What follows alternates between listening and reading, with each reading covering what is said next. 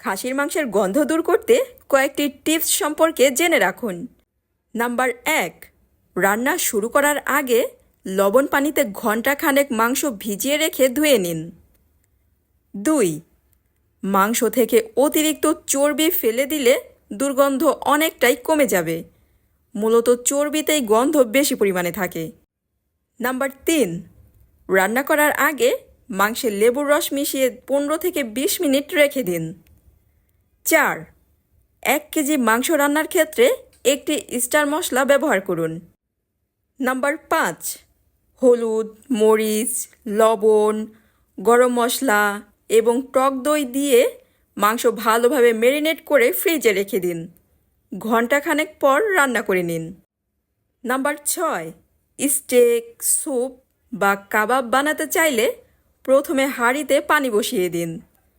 তারপর গরম মশলা, অল্প পরিমাণে হলুদ, শুকনো কমলার খোসা, লবণ দিয়ে 10 থেকে 15 মিনিট মাংস হালকা সেদ্ধ করে নিলে গন্ধ চলে যাবে।